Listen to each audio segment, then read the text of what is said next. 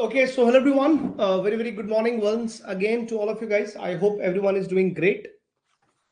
Please confirm if it's all good with the audio video, so that we can start our class.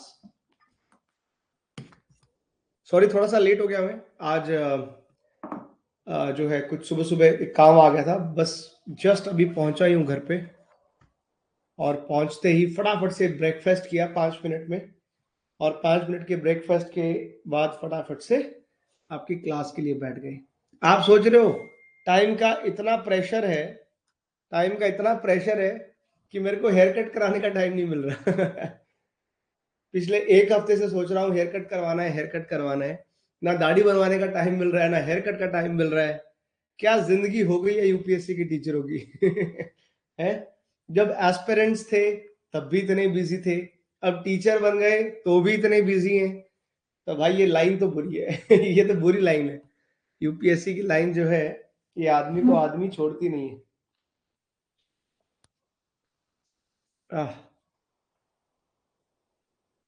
ठीक है। I am sure आप लोगों का भी ऐसे ही हाल होगा। आई एम श्योर आप लोग भी ऐसे ही परेशान होगे, राइट? ऐसे ही है क्या, या मैं अकेला अकेला परेशान हो रहा हूँ? बताना भाई। ये दुख दर्द मेरे अकेले अकेले का, कि बाकी लोगों का भी दुख दर्द है ऐसा?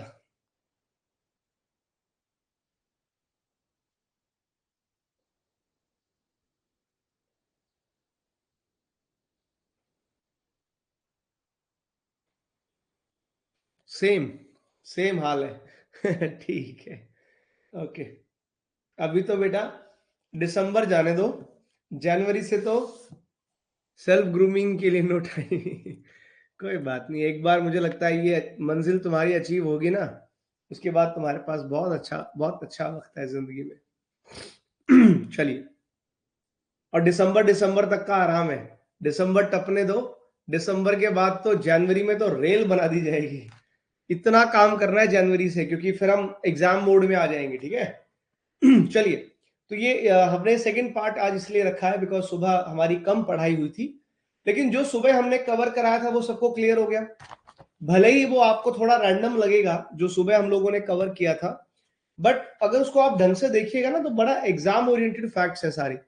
जो इस चैप्टर में सबसे इंपॉर्टेंट चीजें हैं वो आपको मैंने समझा दी हैं। अब एक बार मैं स्लाइड भी पढ़ाना चाहता हूं, बिकॉज स्लाइड में ना, इस चैप्टर की स्लाइड में आपको बहुत इंटरेस्टिंग चीजें देखने को मिलेंगी। तो यहाँ पे इस चैप्टर में जो है ज्योग्राफिकल सेटिंग, तो आइए जरा थोड़ा सा इस पे, इसकी थ्योरी पे भी ध्यान दिया जाए। इससे हमारा बेस बनेगा, आगे की हिस्ट्री पढ़ने में बड़ी आसानी हो जाएगी। बहुत सही लाइन, पहली लाइन बहुत अच्छी लिखी है इस स्लाइड पे, that the history of India cannot be understood with some knowledge of geography. मैंने कहा ना, ज्योग्राफी के बिना हिस्ट्री नहीं है और हिस्ट्री के बिना ज्योग्राफी नहीं है। इंडियन सब कॉन्टिनेंट अपने आप में बहुत रिच ज्योग्राफी और रिच हिस्ट्री का सबूत रहा है। जब मैं इंडियन सब कॉन्टिनेंट बोलता हूं ना, तो सब कॉन्टिनेंट का मतलब हमारा हमारा इंडिया, इंडिया के अलावा पाकिस्तान, पाकिस्तान के अलावा बांग्लादेश।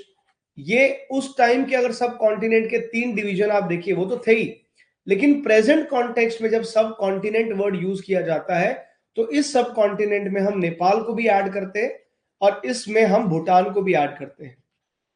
तो अभी फिलहाल का जो हम सब कॉन्टिनेंट बोलते हैं, वैसे तो श्रीलंका भी इसमें ऐड होगा, पर ये मेन उसका पार्ट नहीं है, ये आइलैंड नेबर है हमारा। तो अगर मुझे लैंड लैंड नेबर्स की बात करनी हो, सब कॉन्टिनेंट बोलना हो, तो पाकिस्तान, बांग्लादेश, इंडिया, नेपाल, भूटान, ये मेजर कॉन्स्टिट्यूएंट्स हैं हमारे सब कॉन्टिनेंट की। ठीक है, ये इंफॉर्मेशन अब रेलिवेंट नहीं है, ये बहुत पुराने, इसमें तो भारत के 22 स्टेट लिखे हैं, तो ये आपको पढ़ने की जरूरत नहीं है। सब कॉन्टिनेंट क्यों बोलते हैं ये इंपॉर्टेंट है जानने के लिए। आपने अक्सर सुना होगा इंडियन सब कॉन्टिनेंट। भाई सब कॉन्टिनेंट देखो भारत की इनफैक्ट ये 5 कंट्रीज की लोकेशन अपने आप में बड़ी यूनिक है, ठीक है ना।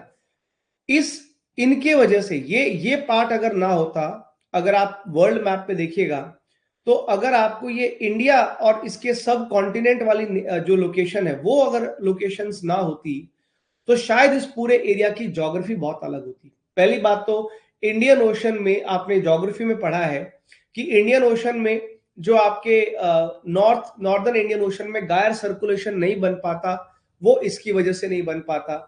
यहाँ पे इंडियन सब कॉन्टिनेंट की वजह से ही मॉनसून जैसा mechanism, seasonal reversal of wind आपको देखने को मिलता है। इस पूरे एरिया का अपने आप में एक यूनिक क्लाइमेट आपके पास है। इस पूरे एरिया में you have almost every type of physical geography. क्या माउंटेन, क्या आपके बीचेस, क्या आपके प्लेट्यूज, क्या डेजर्ट, क्या आपके पास coastal plains, you have everything. आप नाम लीजिए, सारे फिजिकल फीचर इस इंडियन सब कॉन्टिनेंट में मौजूद हैं। तो इसके अपने क्लाइमेट की वजह से, इसमें डेवलप हुए कल्चर की वजह से, और कल्चर से डेवलप हुई सिविलाइजेशंस की वजह से, इनफैक्ट इसके अलावा इसके यहाँ की जो मैंने बात की यहाँ के ज्योग्राफिकल फीचर्स की वजह से, ये पूरा रीजन अपने आप में एक यूनिक कॉम्बिनेशन है। इसीलिए अलग से इंडियन सब कॉन्टिनेंट वर्ड का इस्तेमाल किया जाता है। ये क्वेश्चन आया था एक बार, मेरे को एक क्वेश्चन बहुत अच्छे से याद है। मैं 2014 में जब मैं तैयारी करता था, तो हमारे वहां पे टेस्ट सीरीज होती थी। तो 2014 की एक टेस्ट सीरीज में दे रहा था, उसमें ये क्वेश्चन आया था कि इंडियन सब कॉन्टिनेंट क्यों बोलते हैं। तो उसकी एक्सप्लेनेशन में मैंने सारी चीजें पढ़ी थी 10 साल पहले। तो ये रीजन है कि इसको अलग से इंडियन सब कॉन्टिनेंट बोला जाए। इंडियन सब कॉन्टिनेंट अपने आप में एक वेल डिफाइंड ज्योग्राफिकल यूनिट है। ये अपने आप में कीवर्ड है, it's a well defined geographical unit, mostly situated in the tropical zone, bounded by Himalayas on the north, sea on the other 3 sides. Himalayas हमारे लिए हमेशा से बहुत इंपॉर्टेंट रहे, चाहे वो एंशिएंट इंडिया हो चाहे मॉडर्न इंडिया हो।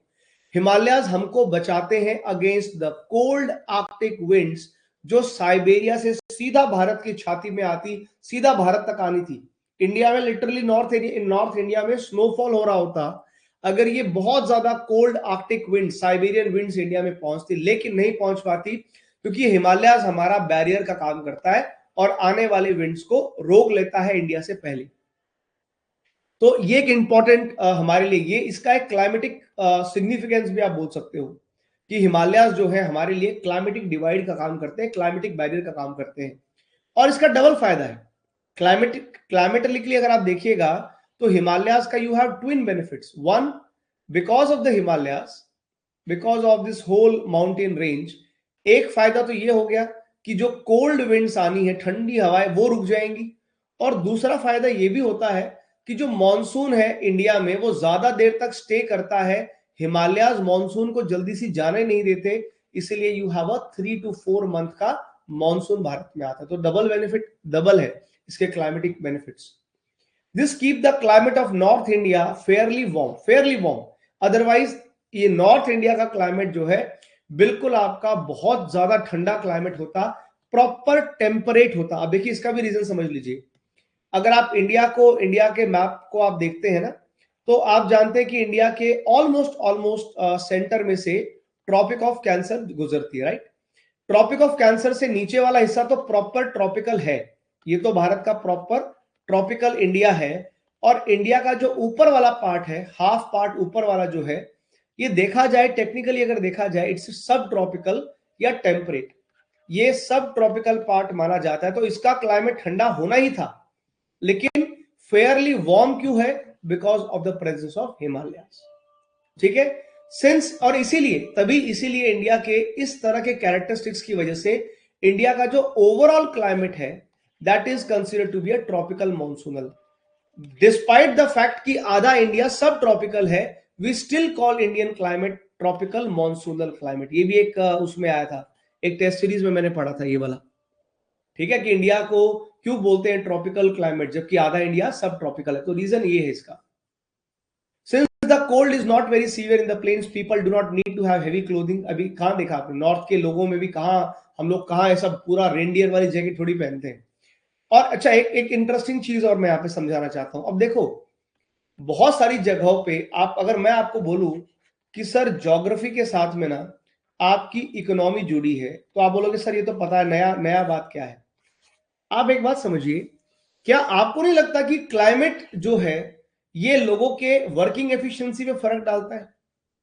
अगर नॉर्थ इंडिया बहुत ठंडा होता, चिलिंग क्लाइमेट होता, लोग अपने घरों में बैठे रहते, काम के लिए कम लोग जाते, काम के लिए जाते तो भी कम काम कर पाते, एफिशिएंसी रिड्यूस हो जाती। बात समझ में आ रही है? अगर आपके पास, you are blessed to have such a good climate, तो ऐसे क्लाइमेट में people can live in open for longer periods, they can work in open for longer periods. तो आपकी वर्क एफिशिएंसी जो है ये जुड़ती है, वर्क एफिशिएंसी आपके क्लाइमेट के साथ जुड़ती है। इसलिए जो ब्रिटिश क्लाइमेट आपने मेरे साथ पढ़ा था ना, जो ब्रिटिश क्लाइमेट है, that is considered to be one of the most efficient climate. कुछ ऐसा है ब्रिटिश क्लाइमेट की कैरेक्टरिस्टिक्स कि आदमी ज्यादा एक्टिव रहता है ना। हमारे यहाँ थोड़ी नींद ज्यादा आती है ना, दिन में नींद आती है, क्यों? क्लाइमेट ऐसा है साहब, क्या करें हम, क्योंकि जहां पे गर्मी होती है, गर्मी में आदमी of course energy level down होता है उसका।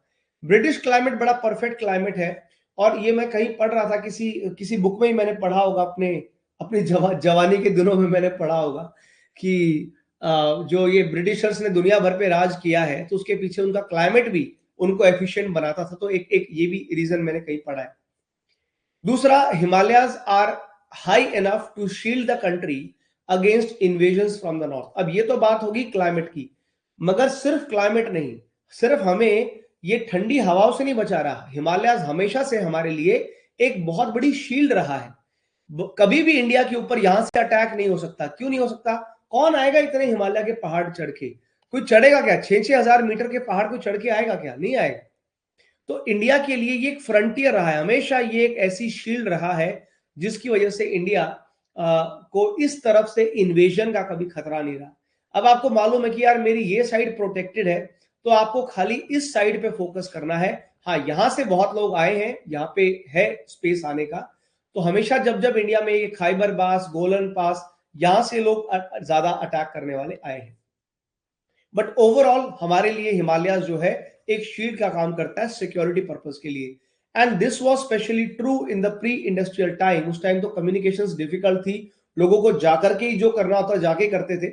तो ऐसे में ऑफ कोर्स हिमालयाज, अब आप लोग से इसका हिस्ट्री से क्या लेना देना? बिल्कुल है ना, बिल्कुल है। इंडिया में जितने भी हिस्ट्री में जितने भी अटैक आप उठा लीजिए, भारत में जितनी बार अटैक हुए, जो भी इन्वेडर्स आए वो यहीं से आए। इसके पीछे ज्योग्राफी नहीं है क्या? ज्योग्राफी है ना। यहां से अटैक नहीं हुए भारत में, तो ये बड़ा बड़ा बेनिफिट हमको रहा। अगर ये एरिया हमारा ओपन होता, हो सकता है जो मंगोलियन ये थे, आपका मंगोलिया के राजा, क्या नाम था उसका, वो खतरनाक सा आदमी, चंगेज खान, पता चले चंगेज खान भारत पे कब का हमला कर चुका होता। समझ रहे हैं? तो बिल्कुल ज्योग्राफी हिस्ट्री डिफाइन करती है, किसने किसको हराया, क्यों हराया, कहां से हराया, इन सब में ज्योग्राफी इन्वॉल्व है। और हालांकि जो नॉर्थ वेस्ट का इंडिया का पार्ट रहा है, जहां पे सुलेमान माउंटेन रेंजेस आपको दिखती है, यहाँ पे there you have Sulaiman mountain ranges, इस एरिया में सुलेमान माउंटेन रेंजेस हैं। यहां से डेफिनेटली एरिया था, आने का रास्ता था। और स्पेशली जो ये खाइबर पास और जो गोमाल पासेस है, पास क्या होते हैं? They are passages. पास का मतलब होता है passage, pass stands for passage. तो माउंटेन पासेस है ना, ये गोमाल पास, ये खाइबर पास, यहां से लोग आते थे, यहां से इन्वेडर्स भी आए। अच्छा, इसमें इसके नीचे आप देखिएगा, सुलेमान माउंटेन्स के नीचे आपको जो मिलेगा, किरथार रेंजेस मिलेंगी, जो पाकिस्तान के बलूचिस्तान में है। ये भी आपके लिए इंपॉर्टेंट है। तो इस रास्ते को, जैसे ये वाला रास्ता हो गया यहाँ पे, तो बोलन पास, तो बोलन पास आपका किरथार रेंजेस में है। तो बोलन पास था और सुलेमान। तो अच्छा, इसमें कल को ये मैचिंग आ गया तो मान लो ज्योग्राफी का क्वेश्चन आ जाए कि भाई खाइबर पास और गोमाल पास कौन से माउंटेन रेंज का पार्ट है, तो आंसर हो जाएगा ये दोनों सुलेमान माउंटेन रेंज का पार्ट है। बोलन पास आपका किरथार रेंज का पार्ट है।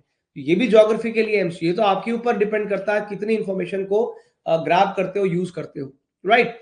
Now through these passes there was a two way traffic between India and Central Asia. अच्छा, ये बड़ा इंपॉर्टेंट लिंक रहा है। ये जो माउंटेन पासेस आप देख रहे हो, इसकी वजह से यहाँ पे जो सेंट्रल एशिया था और भारत सेंट्रल एशिया के बीच में टू वे एक्सचेंज हुआ। टू वे एक्सचेंज का मतलब क्या?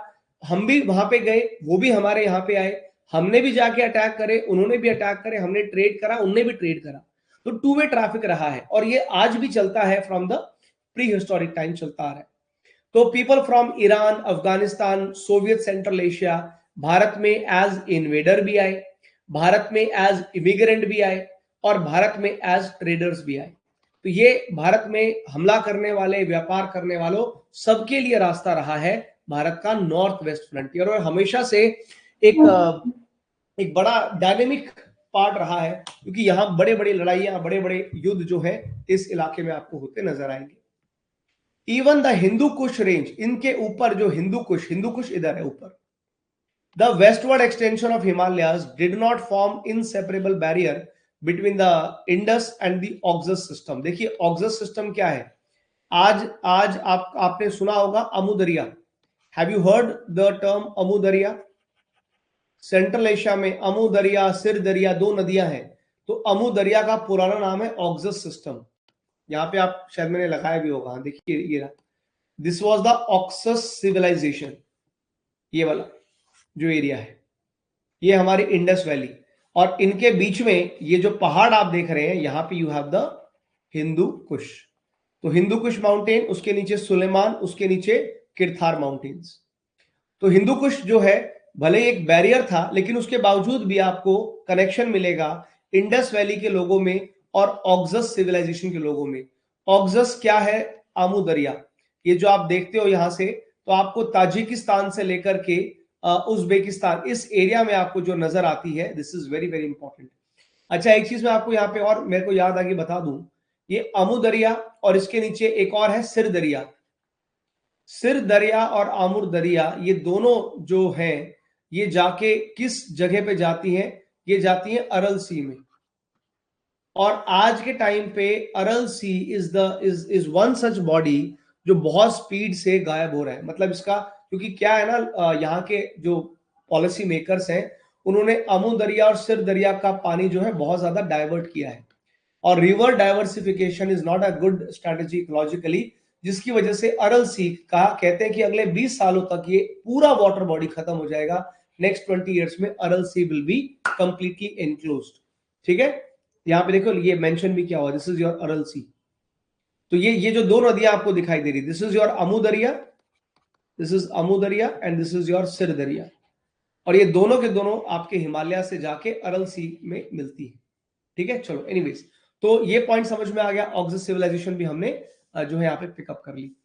तो यस, इन्हीं एरियाज की वजह से, इन्हीं माउंटेन पासेस की वजह से आपके ट्रेड कांटेक्ट और कल्चरल कांटेक्ट रहे हैं इंडिया और सेंट्रल एशिया, वेस्ट एशिया के बीच में। इनफैक्ट आप आने वाले समय में देखोगे कि बहुत सारे जो रूलर्स हैं, बहुत सारी डायनेस्टीज जो भारत में आके राज किया, the people actually came from central Asia. बहुत सारे तुर्क जो भारत में आए ना, हम बोलते हैं भाई बहुत सारे तुर्क भारत में आए, तो तुर्किस्तान से आके लोगों ने किया, तो टर्क्स इंडिया में आए, इंडिया में पर्शियंस ने आकर के राज किया। तो ये पर्शियंस, टर्क्स कहां से आए थे? सबका आने का रास्ता ये नॉर्थ वेस्ट फ्रंटियर रहा है। तो ज्योग्राफी और हिस्ट्री का बड़ा खूबसूरत ब्लेंड आपको देखने को मिलता है। इन्हीं हिमालय के बीच में है बड़ी खूबसूरत वादियां हैं, तो valley of Nepal, valley of Kashmir, सारी साइड से they are surrounded by high mountain. Valley of Kashmir developed its own way of life. मैं आपको बता दूं, ये तो मिलिटेंसी ने, टेररिज्म ने कश्मीर को बर्बाद कर दिया। अदरवाइज कश्मीर को माना जाता था, Kashmir used to be known as seat of knowledge. Yes, it was used, it was considered to be seat of knowledge. हर चीज का बेस्ट से बेस्ट नॉलेज आपको कश्मीर में मिलेगा। लोग जो है कश्मीर जाते थे, स्टडी करते थे, क्योंकि बहुत बहुत ही फेवरेबल कंडीशंस वहां पे थी, और ऑलमोस्ट हर चीज का नॉलेज, हर साइंस का जो बेस्ट पार्ट था, वो कश्मीर नॉलेज सेंटर हुआ करता था भारत का। It used to be knowledge centre at one point. ये तो टेररिज्म ने बाद में चीजों को बर्बाद कर दिया, but it could be reach through several passes. अच्छा, अब again you have interesting geography है। अब कश्मीर जैसी जगह में बिल्कुल लोग रहे, बसे, अच्छा पूरा कल्चर फ्लरिश हुआ, क्योंकि वहां विंटर बहुत हार्श होती थी कश्मीर की। कश्मीर में एक 40 दिन का, 40 डेज का बहुत ही हार्श विंटर पीरियड होता है, सुना होगा आपने, बहुत ही हार्श विंटर का पीरियड होता है चिलाई कला। दैट्स कॉल्ड एज चिल्लाए कला। तो ये 40 डेज का सबसे हार्शेस्ट वेदर होता है, उस टाइम पे तो घर से बाहर निकलना मुश्किल हो जाता है। तो इतने हार्श विंटर्स की वजह से people used to go to the plains और समर में वापस से आते थे। तो इसको क्या बोलते हैं? ट्रांस माइग्रेशन बोलते हैं ना, ट्रांस ह्यूमन्स, इसको बोलते हैं transhumance. This is important word in geography and history. Transhumance का मतलब होता है कि सर्दियों में आप ऊपर पहाड़ छोड़ के प्लेन्स में आ जाते हो और समर्स में वापस से आप ऊपर एरिया में मूव करते हो। तो एवरी सीजन ये जो आपका मूवमेंट होता है, this is called transhumance. Economic और कल्चरल इंटरैक्शन रहा है प्लेन्स और वैलीज में, and this is even true today. जो पामिर प्लेट्यू है, पामिर को क्या बोलते हैं? Pamir knot, roof of the world है ना। तो पामिर प्लेट्यू ये तो नॉट है, पामिर नॉट से ही सारे माउंटेन निकले हैं। ये जो पामिर का प्लेट्यू है, पामिर का पठार है, इसी से आपके हिमालयाज, कुल्लुन शाह, हिंदू कुश, सुलेमान, सब इसी से निकले हुए माउंटेन है। तो Pamir plateau did not prevent it from becoming transmitting centre of Buddhism for adjacent areas of central Asia. तो इवन जो भारत का बुद्धिज्म, जो सेंट्रल एशिया तक भारत का बुद्धिज्म गया, वो भी इन्हीं एरिया से गया। Valley of Nepal smaller in size, accessible to the people of Gangetic plains through number of passes. अच्छा, नेपाल के साथ तो ऐसा है ना, यूपी बिहार का बॉर्डर लगता है। नेपाल के साथ में तो आपका उत्तर प्रदेश का, अब तो खैर उत्तराखंड का भी है, और बिहार का, इन सब का बॉर्डर लगता है ऊपर नेपाल के साथ। तो ये काफी एक्सेसिबल, कश्मीर वैली से ज्यादा नेपाल वैली एक्सेसिबल रही है, क्योंकि कई सारे नंबर ऑफ पासेस हैं। Like Kashmir, it has also become centre for cultivation of Sanskrit. तो देखिए मजेदार बात, कश्मीर के अंदर भी मैंने कहा नॉलेज सेंटर था, तो कश्मीर जो था वो भी सेंटर था। संस्कृत यहाँ पे बहुत डेवलप हुई है इस एरिया में। कश्मीर में बहुत सारे लोग पंडित रहते थे, बहुत सारे जो है कश्मीर में, वो कहते हैं ना कश्मीरी पंडित। तो पंडित was not Brahmin, pandit was the pandit word used to be, it was used for denoting scholars, scholars को पंडित बोलते थे।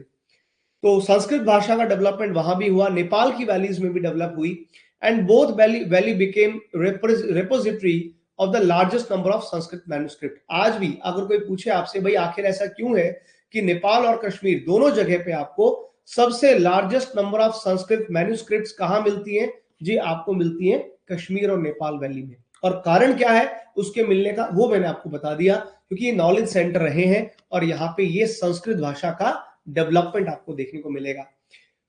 हिमालयाज के फुट हिल्स पे आ जाइए। जब foothills of Himalayas lend themselves to easier clearance than the jungle on alluvial plains, it was easy to cross the rivers in these areas because of their small width, and hence the earliest routes they were actually skirted along the foothills of Himalayas from west to east and vice versa. Naturally, earliest agricultural settlements and states were founded in the foothills of Himalayas in 6th century BC, and trade routes also followed the Terai route.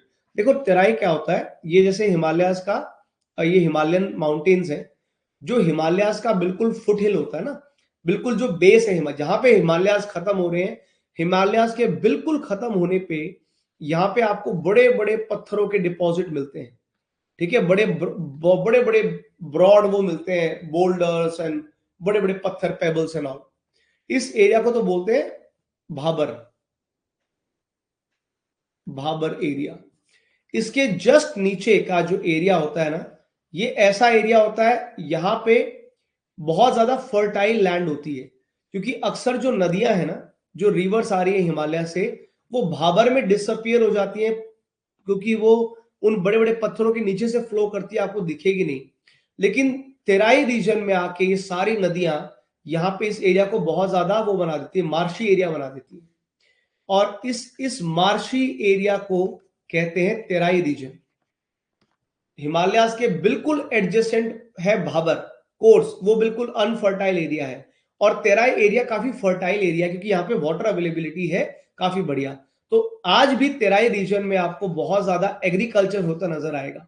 आप कभी जाके देखिएगा, UP Bihar इन areas के जो नेपाल के साथ लगते हुए बॉर्डर है, वो पूरे एरियाज में काफी ज्यादा एग्रीकल्चर रिच बेल्ट है, और ये अब से नहीं है, ये बहुत पहले से है। तो ये जो फुटहिल्स थे हिमालयाज के, इनका जो तेराई रीजन था, वो एक बहुत इंपॉर्टेंट, और इसीलिए उसी जगह पे आपको सबसे वन ऑफ द अर्लीस्ट जो एग्रीकल्चर सेटलमेंट्स भारत में थी वो हिमालयस के फुट हिल्स में हुई। एक तो इस एरिया में जंगल काटना आसान था, जंगल को क्लियर करना आसान था as compare to the plains. Plains के जंगल्स, क्योंकि अच्छा एक बात और समझिए ना, उस टाइम पे आपके पास वो भी नहीं था ज्यादा, आयरन भी धीरे धीरे, आयरन की टेक्नोलॉजी बाद में आई है। और इसी इसी रीजन की वजह से हिमालयस के फुटहिल्स में तो जो सारे आपके बड़े बड़े साम्राज्य बने, सेटलमेंट्स बनी, इन्हीं एरियाज में 6th सेंचुरी के आसपास आपको महाजनपद बनते नजर आए। ये बनने के पीछे कारण क्या था आपका, ये तेराई रीजन, इसकी फर्टाइल बेल्ट्स रहा करती थी। समझ में आ रहा है? We are dealing with geography history mix. Please tell me if you are understanding. यहां तक का पॉइंट समझ में आया? Please give me thumbs up. Any doubt? You are always welcome to ask. अगर कोई डाउट है तो प्लीज पूछिए, बेझिझक पूछिए।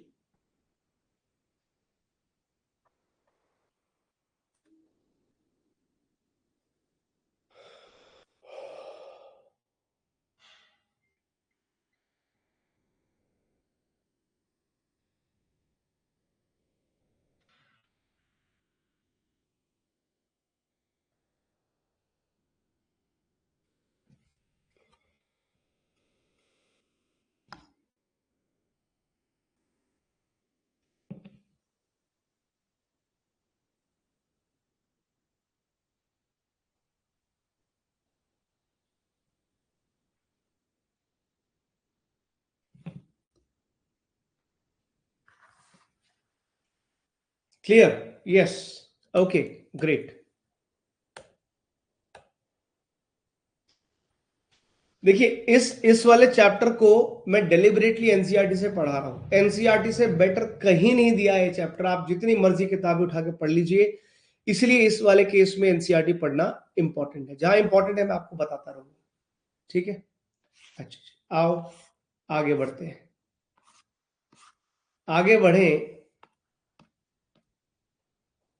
The heart of historical India is formed by it's important rivers. अब अभी तक तो हमने बात किया हिमालयास की, और हिमालयास की आप अब अच्छा सुनो, अब सोच के देखो, यहां पे मेरा क्वेश्चन अभी तक जो आपने पढ़ा है, कल को ये क्वेश्चन ही आ जाए कि describe the role of Himalayas, describe the role of Himalayas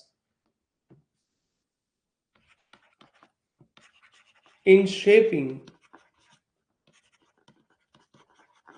history of Indian subcontinent।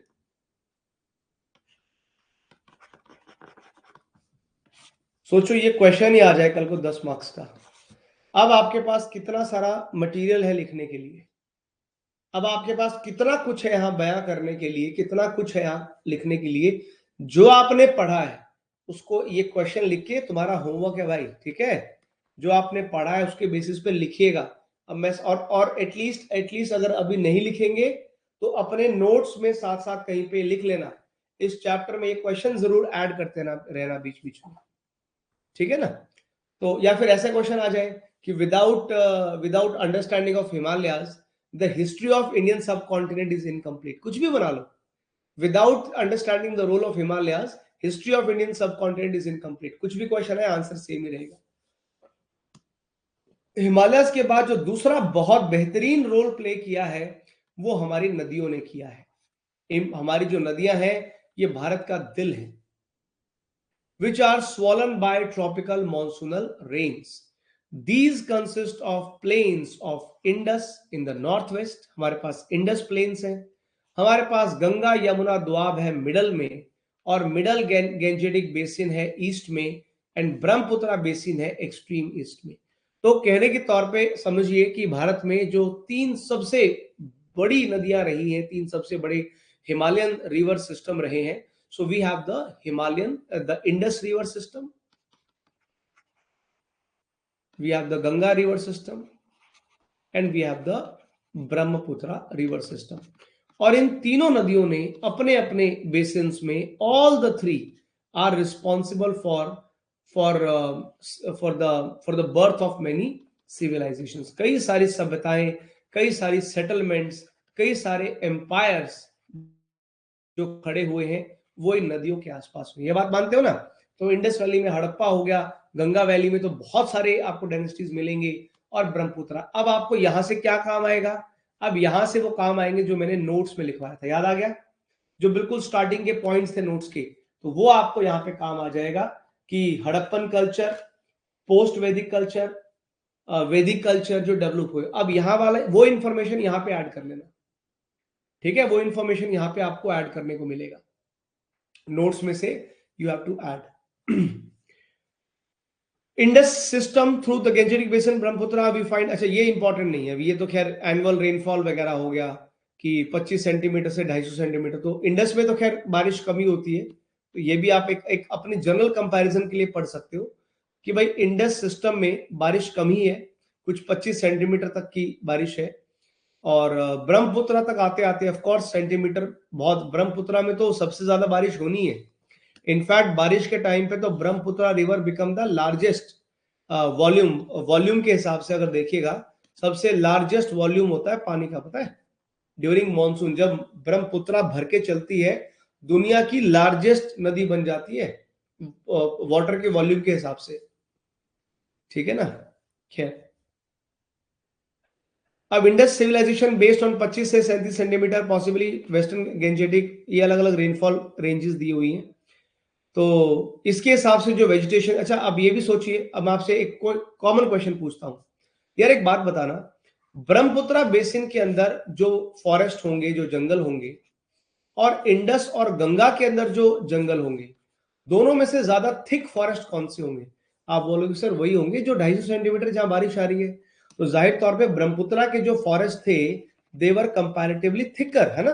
वो ज्यादा घने जंगल थे, इसीलिए, क्योंकि इंडस वैली वेजिटेशन ज्यादा बारिश में नहीं है, और वेस्टर्न गेंजेटिक वेजिटेशन भी ज्यादा बारिश में नहीं हुई, so that is why probably could be cleared with stone and copper implements, because there was no iron at that time. उस टाइम पे आयरन तो था नहीं, तो शुरुआत में, ये भी यहां भी ज्योग्राफी हिस्ट्री का मिक्सचर है। अभी जिस जगह पे, जैसी अभी आप बोलोगे सर घना जंगल तो पेड़ों से, इससे पत्थरों से नहीं कटेगा, हाँ, लेकिन आपने स्टोन और कॉपर की मदद से आपने एटलीस्ट इंडस वैली के जंगलों को और गंगा वैली के जंगलों को काटा, क्योंकि इनको काटना आसान था, ये कंपैरेटिवली थोड़े थिन फॉरेस्ट थे, उतने थिक नहीं थे, and that is why these areas were made fit for cultivation, but this was not possible in the case of middle gangetic vegetation, because middle Ganga, ये वेस्ट गंगा तक ओके है, क्योंकि middle Gangetic में उधर बारिश ज्यादा है, तो यहां पे भी you are going to have thick forest vegetation. तो ये जो स्टार्टिंग के टाइम पे खाली स्टोन और कॉपर की मदद से आपने जो जंगल की क्लियर किए हैं, यू क्लियर्ड द फॉरेस्ट, तो इसमें आपने कौन कौन से जंगल क्लियर कर दिए? पूरी इंडस वैली के जंगल क्लियर कर दिए, और साथ में वेस्टर्न गंगा जो बेसिन है उसके आपने जंगल क्लियर कर दिए, और इसी जगह पे सबसे पहले सिविलाइजेशन आया। यही तो वो एरिया है जहां पे आपको हड़प्पा सिविलाइजेशन देखने को मिलेगी, है कि नहीं है? तो चल रही है ज्योग्राफी हिस्ट्री, साथ साथ दोनों चल रही है, दोनों का जो समझ है वो एक साथ साथ आपको चलते नजर आएगा।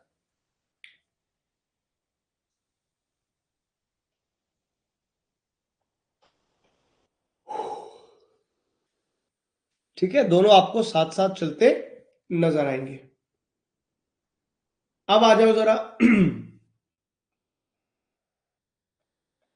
तो यहां पे कल्टीवेशन हुआ, कल्टीवेशन शुरू किया, क्रॉप एग्रीकल्चर लैंड इसको बना दिया, एंड ये जो थिकली फॉरेस्टेड एरियाज थे, जो ब्रह्मपुत्रा के और बाकी गंगा के, ये जो थिकली फॉरेस्टेड एरियाज थे, which also contained the hard soil, could be cleared only with the help of iron। तो ये वाले जो जंगल है, ये बाद में आपने लेटर स्टेज में आपने इनको क्लियर किया है। Therefore, बहुत इंपॉर्टेंट लाइन है, therefore natural resources of western area were utilized first and large scale human settlements generally spread from west to east। मुझे बताओ कितनी ही ब्यूटीफुल इंफॉर्मेशन है। अगर कभी दिमाग में आया हो कि सर इधर इधर क्यों बस रहे, उधर क्यों नहीं जा रहे, उधर जंगल थे, जाने को एरिया नहीं था, और काटने के लिए आयरन नहीं था। तो जितने भी इनिशियल आपने मेरे साथ देखी है सारे के सारे एरिया, अब आप खुद देखिए यहाँ पे, ये आप ये वाला फेज देखिए, तो हड़प्पा सिविलाइजेशन में इसी एरिया में क्यों बस रहे हैं?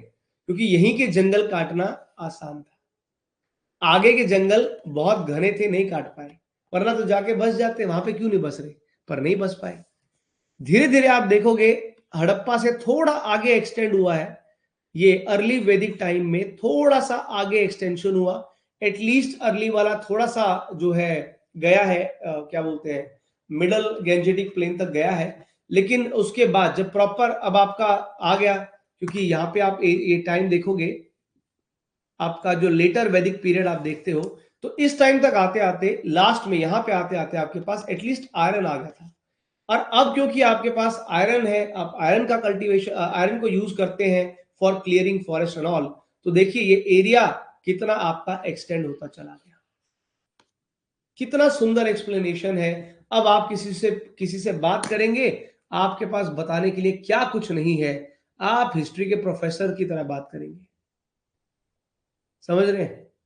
तो क्यों ऐसा, और ये सपोज यही क्वेश्चन आ जाए, सपोज यही क्वेश्चन आ जाए कि why western area was first utilized and why human settlement in India it spread from west to east। अब पहली बार जो बच्चा सुनेगा, इस ये मेंस का क्वेश्चन बनता है, कितना डिफिकल्ट लगेगा, क्या क्या दिमाग लगाना पड़ेगा। आंसर इसका ज्योग्राफी में छुपा हुआ है। And once brought under cultivation, एक बार यहां कल्टीवेशन चालू हो गया, इंडस गैंजेटिक प्लेन्स जो थे, दे produced rich crops and supported successive cultures. एक बार यहां कल्टीवेशन शुरू हुआ, यहां ह्यूमन सेटलमेंट बसना शुरू हुआ, वो ह्यूमन सेटलमेंट एक कल्चर में बदला, और वो कल्चर जो है एक सिविलाइजेशन, सभ्यता में बदल गया। इंडस और western Ganga plains mainly produced wheat and barley, while middle and lower Gangetic plains में राइस प्रोड्यूस ज्यादा हुआ, which also became the staple diet in Gujarat and south of Vindhyas।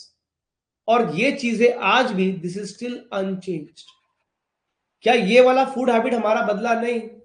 आज भी आप देखिए यूपी, आज भी आप देखिए यूपी बिहार में आपको चावल ज्यादा कंज्यूम होता नजर आएगा, जबकि हरियाणा पंजाब का जो एरिया है या कुछ राजस्थान का एरिया है, वहां बार्ले और व्हीट आपको ज्यादा यूज होते नजर आएगा। This is still the same habit we are following, and we have a geography and history combined here.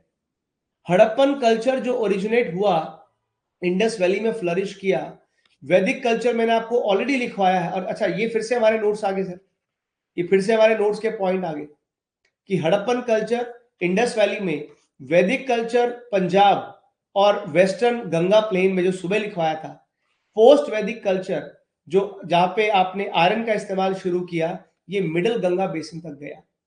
Lower Ganga basin और नॉर्थ बंगाल कब आया लाइमलाइट में? जब during the age of Guptas. अब आप ये सारी चीजें आप अपने नोट्स में आपको मिलेंगी। सही बात है।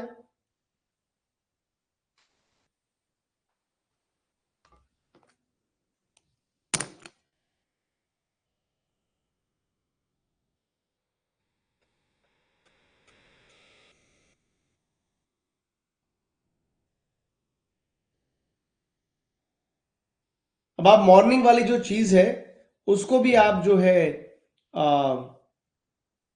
कनेक्ट कर पा रहे हो, राइट? तो जो मॉर्निंग की हमारी चीज थी, उसको भी you are able to get that.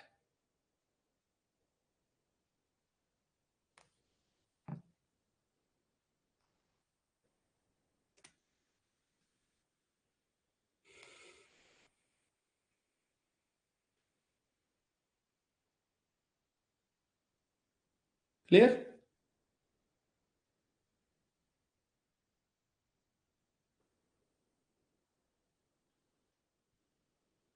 एक मिनट रुकना प्लीज।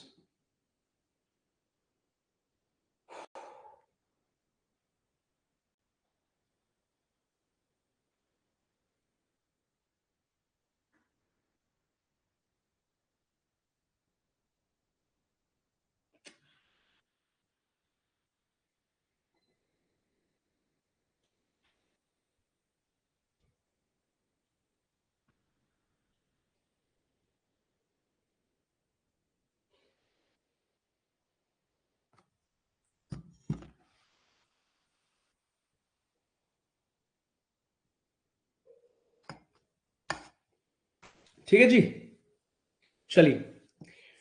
सो ये आपको समझ में आ रहा है, सुबह ये लिखवाया भी था। एंड फाइनली ब्रह्मपुत्रा, जो it gain importance in the earlier medieval times. तो ये सारी इंफॉर्मेशन ऑलरेडी आपके पास आपके नोट्स में अवेलेबल है। Important powers that fought for the possession of the three plains and the valleys, especially the Ganga Yamuna Doab, proved to be the most coveted and contested area. अब आपको सुबह भी मैंने जिक्र किया था कि इस पूरे नॉर्थ का ये Ganga Yamuna doab being the most fertile area, हमेशा जितने भी यहाँ पे रूलर्स हुए हैं इनके बीच में स्ट्रगल रहा है, इनके बीच में फाइट का कारण है गंगा यमुना दोआब। इसके फर्टाइल था, एग्रीकल्चर के लिए बहुत इंपॉर्टेंट था, और गंगा यमुना दोआब प्लेन्स होने की वजह से यहाँ पे सेटलमेंट भी अच्छे से हो सकती थी। तो इसके ऊपर हमेशा आपको स्ट्रगल मिलेगा। जैसे साउथ में आपने सुबह तुंगभद्रा दोआब के बारे में जिक्र किया था, रायचूर दोआब भी था, नीचे आपको मिलेगा देखने को। ये हम ऑलरेडी मॉर्निंग में कर चुके हैं, इसको मैं रिपीट नहीं कराऊंगा, ये ऑलरेडी आपने मॉर्निंग में भी देखा था। अभी हम रिवर्स की बात कर रहे हैं, रिवर्स पे ही रहते हैं। Rivers served as the arteries of the commerce. अब इसका इंपॉर्टेंस भी समझो, हमारे इतिहास में रिवर्स का बड़ा इंपॉर्टेंट रोल रहा है और इसके ऊपर क्वेश्चन आए थे। इसके ऊपर मैंने एमसीक्यू बहुत बार पढ़े हैं टेस्ट सीरीज में। रिवर्स जो थी भारत की नदियां, ये आर्टरीज हैं आपके कॉमर्स के लिए और कम्युनिकेशन के लिए। तो भारत में हमेशा से व्यापार और समाचार, कम्युनिकेशन और कॉमर्स, ये दोनों चीजें रिवर्स की मदद से की गई। एंशिएंट टाइम में obviously it was difficult to make roads तो नहीं बनती थी उस टाइम पे। So men and material they were actually moved by the boat. River routes therefore helped even military and commercial transport. आप इन्हीं नदियों की मदद से मिलिट्री को भी ट्रांसपोर्ट कराते थे, आपकी मिलिट्री भी बाय बोट जाती थी और कमर्शियल ट्रांसपोर्ट भी होता था। Evidently, the stone pillars made by Ashoka, they were actually carried in different parts of the country by the boat itself. Importance of the river communication continued till the days of East India Company. उसके बाद east India company के आने के बाद जब आप भारत में बड़े लेवल पे रोड और रेलवेज जब बनी, फिर आपका मोड ऑफ ट्रांसपोर्टेशन वो सब आपका थोड़ा चेंज हो गया। जो रिवर्स है inundated the neighboring areas, made them fertile. They also supplied the water to the canals cut from them. However, they caused heavy floods also. तो ठीक है, ये बात सही है कि रिवर हमारे ट्रेड कम्युनिकेशन का एक सोर्स रही है, मिलिट्री मोबिलाइजेशन में इसका रोल रहा है, अनडाउटेडली एक इंपॉर्टेंट लिंक का काम किया है। लेकिन हाँ, और ये भी सही है, रिवर के आसपास के एरिया सबसे फर्टाइल एरियाज हैं, जिनको हम रिवर प्लेन्स भी बोलते हैं। आपने सुना भी होगा भी ये आपका river Ganga river plain, Indus river plain. तो river plains are the very fertile area जिसमें आपका एग्रीकल्चर बहुत ग्रो किया।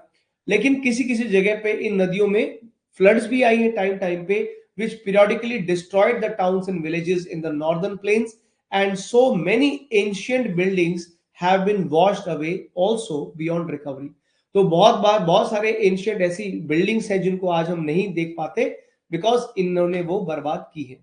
Nevertheless some important towns and the capitals जैसे कि हस्तिनापुर, प्रयाग, वाराणसी, पाटलिपुत्र और कितने ही न जाने कितने सारे टाउन्स और कितने सारी कैपिटल्स जो बनी वो इन नदियों के किनारे पे बनी थी।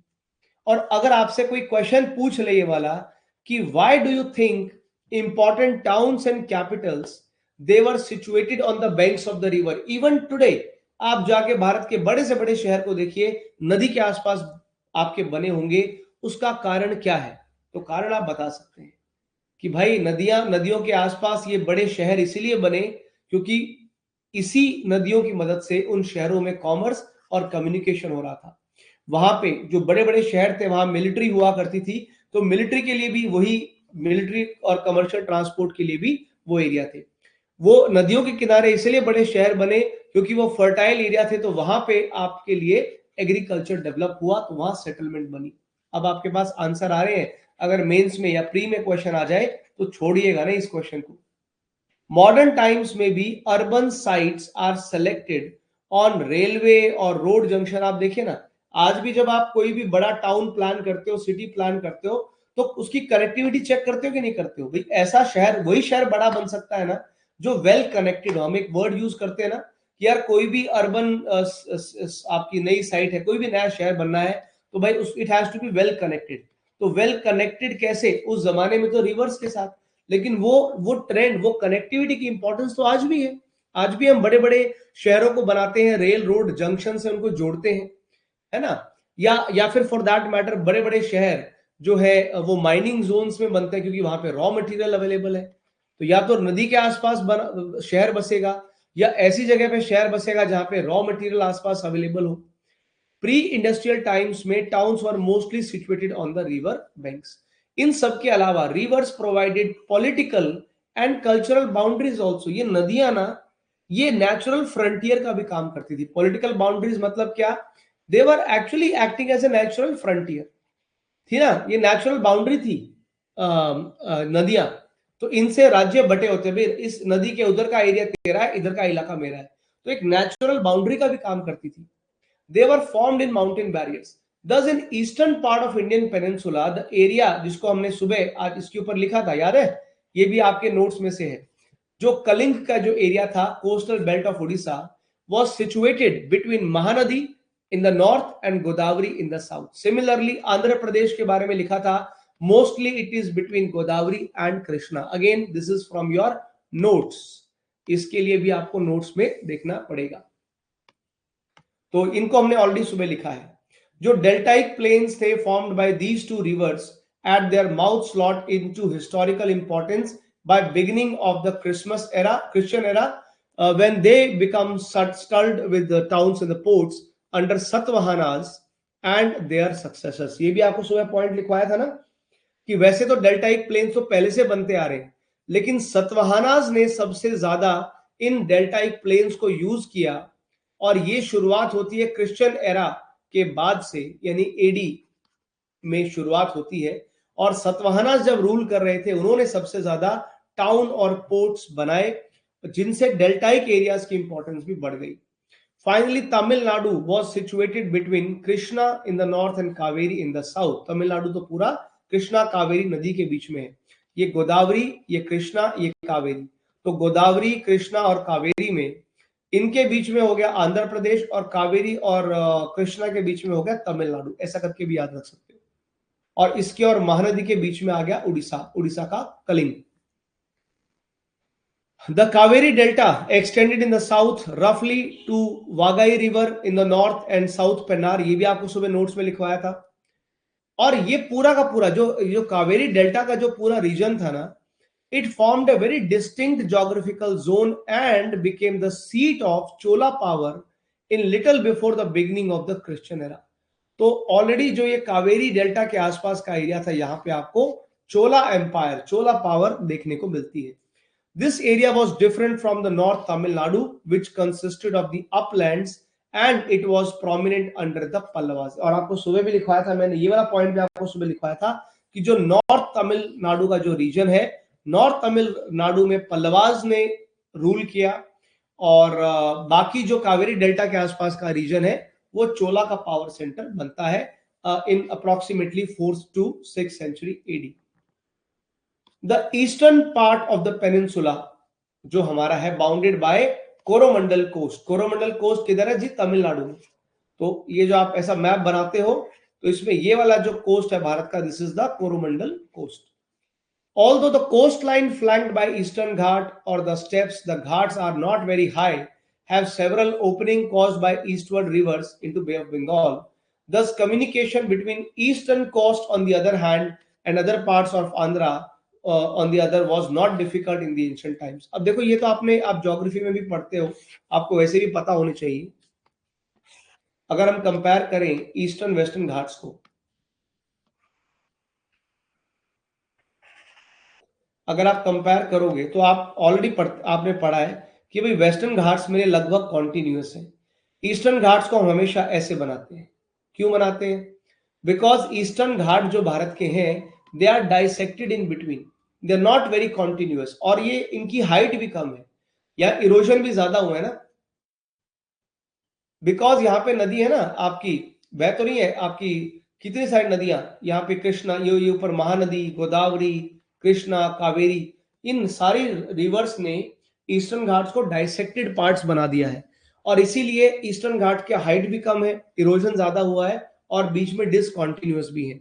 तो इस पूरे ईस्टर्न साइड में अगर आप देखिएगा तो आंध्रा, तमिलनाडु, इस पूरे रीजन में communication was not a problem, because ये जो गैप बन गए, ये जो बीच बीच में गैप्स थे, they were utilize for communication and you know for other activities, तो ये यहाँ पे यूज होता रहा। यहाँ पे पोर्ट सिटीज है आपकी, अरिकामेडु बहुत इंपॉर्टेंट पोर्ट सिटी है, अरिकामेडु, महाबलीपुरम, कावेरी पट्टनम, ये they were all situated on the Coromandel coast. लिख लेना, कहीं पे नोट कर लेना। जो पूरी जो तमिलनाडु की कोरोमंडल कोस्ट है, तमिलनाडु की कोरोमंडल कोस्ट पे तीन बहुत इंपॉर्टेंट पोर्ट सिटीज मिलेंगी, और इन ये जो पोर्ट सिटीज थी ना, महाबलीपुरम, कावेरी पट्टनम और अरिकामेडु, ये सिर्फ और सिर्फ एंशियंट टाइम में नहीं बॉस, ये इंपॉर्टेंट है, इवन आज भी they are very important port cities. अंग्रेजों के टाइम पे भी इनकी इंपॉर्टेंस थी, तो ये आपको पोर्ट सिटीज यहाँ पे मिलती है। तो अगर कोई बाई चांस रैंडमली एमसीक्यू आ जाए यहां से कि बताओ ये कौन सी कोस्ट को बिलोंग करती हैं, ऑप्शन में दे देंगे आपको, कुछ भी दे देंगे, कोरोमंडल कोस्ट, आपका मालाबार कोस्ट, है ना, उत्कल कोस्ट। अगर कल को मैच करने को आए तो आप मैच करके बता सकते हो कि हाँ भाई ये कोरोमंडल कोस्ट यानी तमिलनाडु को बिलोंग करती है। Now you know the answer.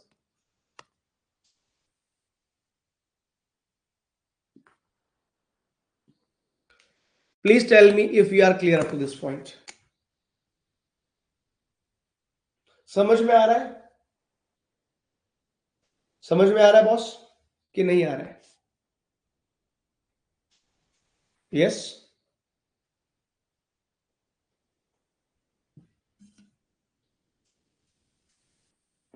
यहां तक का पॉइंट इज क्लियर और नॉट?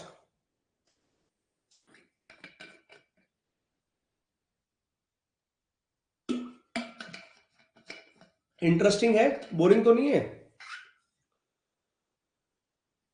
और इंटरेस्टिंग है कि बोरिंग है ये भी बता दो।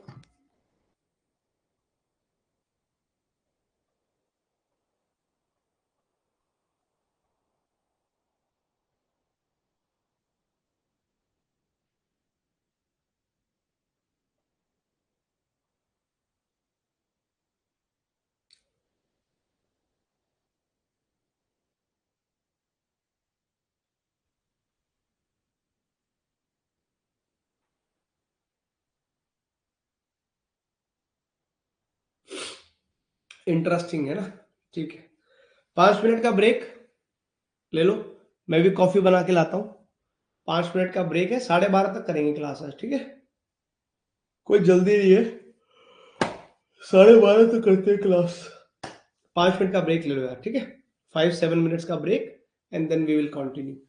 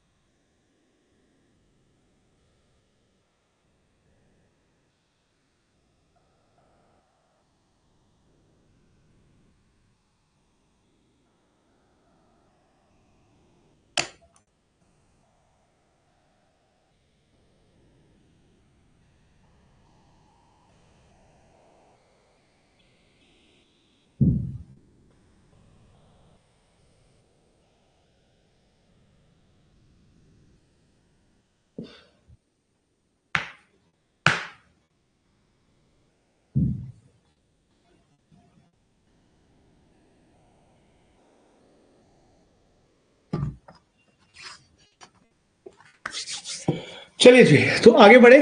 यहाँ पे हम लोग रिवर्स के बारे में बात किया, डेल्टाइक प्लेन्स के बारे में बात किया, कुछ इंपॉर्टेंट इसमें इंफॉर्मेशन हमने ऐड ऑन की।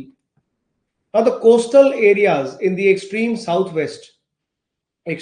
वेस्ट में आपका जो आपका स्पेशली केरला के आसपास का जो एरिया है, केरला वाला जो एरिया, वहां sea coast along the western part of the peninsula is called the Malabar coast, है ना। केरला का जो पूरा कोस्ट है उसको मालाबार कोस्ट बोलते, जैसे तमिलनाडु वाला कोस्ट कोरोमंडल कोस्ट था। Although the coast came to have several port and small kingdoms, communication between the coast and adjoining areas of Maharashtra, Karnataka, Kerala was a bit difficult by the high western ghats which do not have many passes. अब जैसे वो वाला area में आपने देखा ना, eastern घाट वाले area में कम्युनिकेशन वगैरह आसान था, यू नो, कम्युनिकेशन भी और ट्रांसपोर्टेशन भी, बिकॉज वहां पे ज्यादा गैप्स थे। अब वेस्टर्न घाट्स में रेयरली बहुत कम गैप्स है पर बहुत कम है, तो इसीलिए केरला कर्नाटका इनके बीच का कनेक्टिविटी आपको ज्यादा नहीं मिलेगा historically. In between the Indus and Gangetic systems in the north and Vindhyan mountains on the south lies a vast stretch of the land divided into units by Aravalli Mountains. The area west of Aravalli covered by the Thar Desert, although the part of Rajasthan also lies in this region. Vast expanse of the desert made human settlements impossible in ancient times. अब तो फिर भी आपके पास adaptability के लिए technologies हैं। उस time पे अगर आप देखिएगा, क्यों ज्यादातर अरावलीज के वेस्ट में, areas west of Aravallis, they did not have many human settlement, नहीं हुआ, क्योंकि एरियाज वेस्ट ऑफ अरावली में जो ह्यूमन सेटलमेंट्स इम्पॉसिबल थी because of the desert conditions. हालांकि few fertile oases scattered in the deserts were settled, and from early times it has been possible to cross the desert by means of the camels. और camels के through desert वाला जो culture है वो तो बहुत पुराना कल्चर, पहले से हमारा जो कल्चर है वो चलता आ ही रहा है। Now the South Indian portion of Rajasthan has been comparatively fertile. ये एरिया बेसिकली कौन सा एरिया है? ईस्ट ऑफ अरावलीज का, ठीक है। जैसे आपका ये अरावली ऐसा है, तो अरावली के वेस्ट में पूरा का पूरा एरिड आपका एरिया है, और इधर इस एरिया में you have semi arid conditions, तो वो कंपैरेटिवली थोड़ा फर्टाइल एरिया हो गया। और यहाँ पे ये एरिड वाला एरिया पूरा आपका थार डेजर्ट वाला एरिया, मरुस्थली भी इसको बोलते हैं। This area is also called as Marusthali, ठीक है। और यहाँ पे इसी जो सेमी एरिड एरिया, यही जो साउथ ईस्ट राजस्थान का एरिया था, ये पहले से कंपैरेटिवली थोड़ा फर्टाइल भी था। कंपैरेटिवली, मैंने ये नहीं कहा कि बहुत फर्टाइल, तो कंपैरेटिवली फर्टाइल था। और इसमें एक और इंटरेस्टिंग चीज ये है, because of the existence of Khetri copper mines. याद है सुबह हमने कहा था इसी साउथ ईस्ट राजस्थान में आपके खेतरी कॉपर माइंस भी थी, जिस वजह से भी यहाँ पे ह्यूमन सेटलमेंट्स आई। मैंने कहा था ना, या तो रॉ मटेरियल के बेसिस पे, जहां पे आसपास रॉ मटेरियल मिलता हो वहां पे ह्यूमन सेटलमेंट्स बसी, या रिवर के बेसिस पे बनी। अब राजस्थान में नदियां तो थी नहीं, तो राजस्थान की जो सेटलमेंट थी it was majorly based on the raw material resources. और copper area, copper mining area के आसपास सेटलमेंट्स बनी, वो भी स्पेशली कैलकोलिथिक पीरियड में, जिसको आप एज ऑफ कॉपर भी कहते हैं। Simply you call it as a copper age. ये वाला पॉइंट भी सुबह हमने नोट किया था, बट अब उसके आसपास की स्टोरी आपको पता चली। ये स्टोरी लिखवाने का मतलब नहीं होता, आपको रखने याद पॉइंट्स, आपको याद रखने हैं, लेकिन स्टोरीज अभी क्यों डिस्कस कर रहे हैं, ताकि वो पॉइंट याद रखने के लिए भी एक बैकग्राउंड आपके माइंड में बन जाए। तो ये हमारा जो है मेजर रीजन आपके माइंड में रखना आपको होना चाहिए।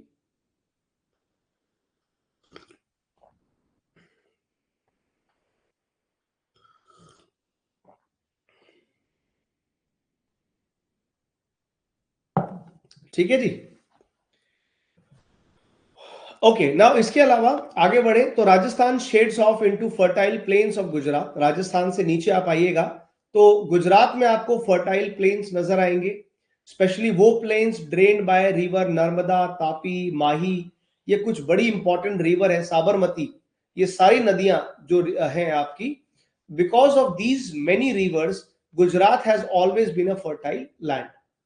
आप रन ऑफ कच्छ वाला इलाका छोड़ दो, उसमें आप ये नहीं कह सकते कि सर सारा गुजरात नहीं। ऑफ कोर्स जो आपका रन ऑफ कच्छ का इलाका है, रन तो अभी भी इनफर्टाइल है। बाकी area situated in the end of the northwest portion of the Deccan Plateau, Gujarat includes less rainy part, जिसको कठियावाड़ पेनिनसुला, कठियावाड़ प्लेट्यू भी बोलते हैं। तो यही वाला एरिया जो कठियावाड़ वाला एरिया है, जिसमें रन ऑफ कच्छ है आपका, ये कठियावाड़ वाला एरिया, यहाँ पे बारिश कम होती है। कोस्टल एरिया जो है गुजरात के, ये सब आप पढ़ोगे मेरे साथ जब मैं इंडियन ज्योग्राफी करवाऊंगा, और इंडिया के कोस्टल प्लेन्स हम करेंगे तो और डिटेल में आपको समझ में आएगा। तो कोस्टल एरिया जो है गुजरात का फेयरली इंडेंटेड है। इंडेंटेड का मतलब समझते हैं, एक ऐसी कोस्ट लाइन होती है और एक होती है इंडेंटेड कोस्ट लाइन, ऐसी वाली। ये कोस्ट लाइन कैसी है, ये बढ़िया कोस्ट लाइन है। क्यों क्यों है बढ़िया कोस्ट लाइन? क्योंकि यहाँ पे आपको बहुत सारे क्रीक्स मिलते हैं। इंडेंटेड होती है जो बहुत ज्यादा हाईली इरोडेड होती है, और highly eroded coast lines are good, क्योंकि यहाँ पे आपको डीप तक, अंदर तक आपके जो है वो शिप्स जा सकते हैं।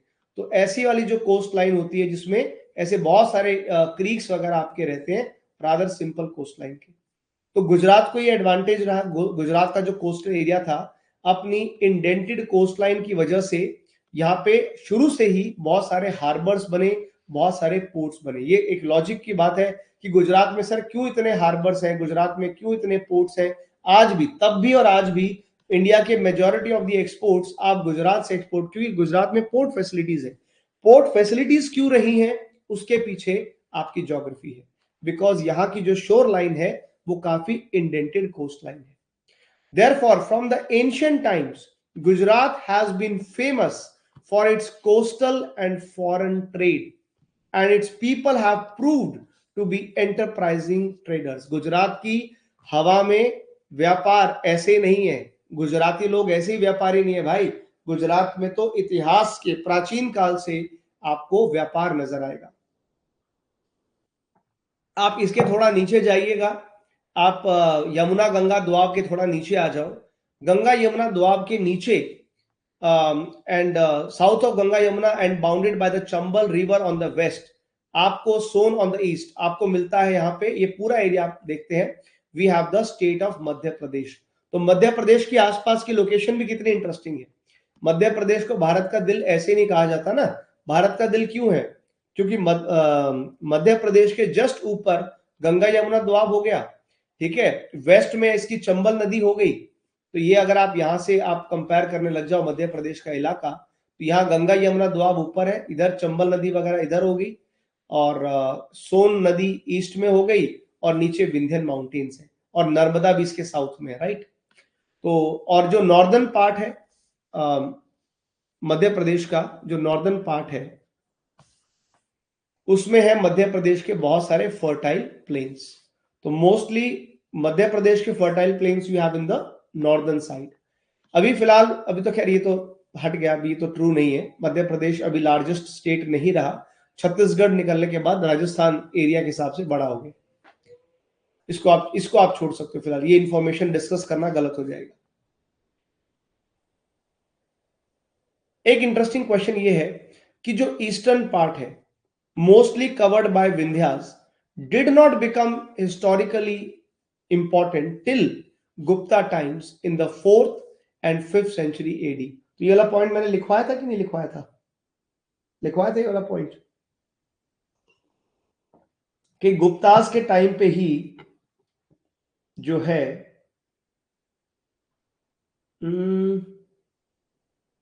नहीं, तो ये वाला पॉइंट भी अपने नोट्स में ऐड कर सकते हो कि जो हमारा ईस्टर्न पार्ट है इंडिया का, ईस्ट ऑफ विंध्यास के जो ईस्ट में है, वो गुप्ता टाइम पे वो भी लाइमलाइट में आया। बट जो वेस्टर्न मध्य प्रदेश है जिसमें मालवा प्लेट्यू वगैरह है, हैज, अच्छा ये मैंने सुबह लिखवाया था, जो मालवा प्लेट्यू का रीजन है हिस्टोरिकली बहुत एक्टिव रहा है 6th सेंचुरी BC के आसपास। Malwa served as a important hinterland for Gujarat ports, and that's why many wars were fought between the Deccan and Northern powers। याद है मैंने सुबह एग्जांपल लिखवाया था, डेक्कन पावर में कौन? सतवाहनास। डेक्कन पावर सतवाहनास, और नॉर्दर्न पावर में किसका नाम लिखवाया था? शाकास। इसीलिए शाकाज और सतवाहना की लड़ाइयां हुई हैं मालवा प्लेट्यू को लेकर के और गुजरात को लेकर के। Shakas and Satavahanas fought for the possession of this key area in 1st and 2nd century AD। बाद में ये लड़ाई मराठाओं और राजपूतों के बीच में हुई 18th century में। तो this is also what we have wrote in the notes in the morning। लिखा था ना सुबह नोट्स में, अभी तुमको इसका और इंटरेस्टिंग रीजन भी समझा दिया, और सुबह ये वाला एरिया भी हमने आपको मैप पे दिखाया था। तो उसकी कनेक्टिविटी, इसकी गुजरात पोर्ट के साथ कनेक्टिविटी के कारण, ठीक है ना, ये बड़ा इंपॉर्टेंट लोकेशन रहा है। Each one of the areas bounded by a river and in some cases by mountain and sometimes identical with delta and plateaus constituted political and administrative units in which different ruling dynasties rose and fell on the account of difficult communications in the vast country and defensibility of the natural frontier. It was not easy for the ruling classes of one region to establish its rule over other regions। Of course आसान नहीं था, तभी तो इतने सारे dynasties बनी। अब कोई आपसे पूछे कि भाई इंडिया में इतनी सारे डिस्टिंक्ट कल्चर क्यों बने, इतनी अलग अलग डायनेस्टीज क्यों बनी, उसका बड़ा सिंपल रीजन है, भारत का एरिया बहुत बड़ा है। इंडिया जो है, India as a complete unit, India में इतनी वैरायटी है और इतने सारे दुनिया भर के नेचुरल इसके रीजन्स रहे हैं। किसी भी डायनेस्टी, किसी भी रूलिंग क्लास के लिए आसान नहीं था कि वो दूसरे किसी रीजन पे जाकर के रूल एस्टेब्लिश कर दे। इसीलिए एवरी रीजन में you saw a distinctive cultural unit which actually added to the diversity of India. India इतना डाइवर्स कंट्री क्यों? इंडिया की डाइवर्सिटी के पीछे बड़ा कारण ये रहा है क्योंकि यहाँ पे इतने सारे रूलिंग क्लासेस एमर्ज हुई, इतने सारे कल्चर्स यहाँ पे डेवलप हुए हैं, और सबका अपना स्टाइल, सबकी अपनी लाइफ, सबकी अपनी लैंग्वेज यहाँ पे मिलेगी। But in northern and western India most languages were derived from Indo Aryan stocks and hence held many elements in common. तो हाँ, ये जरूर है कि आज आप देखिएगा जो मोस्टली नॉर्थ और वेस्टर्न इंडिया की भाषाएं हैं वो लगभग, आप राजस्थानी भाषा को ले लीजिए, गुजराती, हिंदी, पंजाबी, पंजाबी तो खैर अलग हो गई, तो ये सारी जो भाषाएं निकल के आएंगी आपको काफी सिमिलैरिटीज इनमें मिलती हैं। And what is further important, almost all over the country Sanskrit actually came to be cultivated and understood. और उस टाइम पे एक लैंग्वेज जो एक्चुअली में कॉमन लैंग्वेज बन रही थी, जो एक्चुअली में अलग अलग रीजन्स को कनेक्ट करती थी, दैट वाज संस्कृत। जो काम आज मॉडर्न टाइम में हम इंग्लिश को करते हैं, इंग्लिश एक ऐसी भाषा है किसी भी स्टेट में जाके आप बोल सकते हैं, तो जो काम संस्कृत ने किया उस जमाने में, आज वो काम आपको ये करती नजर आएगी, इंग्लिश करती नजर आएगी। ठीक है बॉस, तो ये वाला पॉइंट भी आई होप आपको अच्छे से समझ में आया होगा।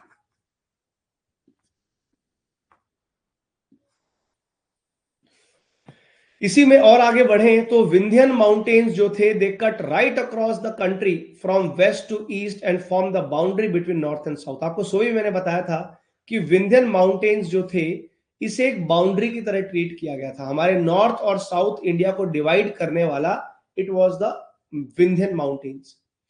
इसके नीचे जो साउथ इंडिया के जो स्पीकर्स थे जो द्रविडियन भाषा बोलते थे, द्रविडियन भाषा में कौन आए? द्रविडियन भाषा में आपके तेलुगु, तमिल, केरल या फिर आपकी मलयालम भाषा जो होगी, कर्नाटका की भाषा होगी, ये द्रविडियन लैंग्वेजेस बोलने वाले लोग साउथ ऑफ विंध्यास रहे और आर्यन लैंग्वेजेस बोलने वाले लोग नॉर्थ ऑफ इंडिया रहे। तो एक विंध्यंस जो है, विंध्यन माउंटेन्स को अगर कल को क्वेश्चन आ जाए कि why do you think Vindhyas acted as a cultural divide, अगर कल को ये क्वेश्चन आए तो क्या आप इसको एक्सप्लेन कर सकते हैं कि विंध्यंस को कल्चरल डिवाइड क्यों कहा गया?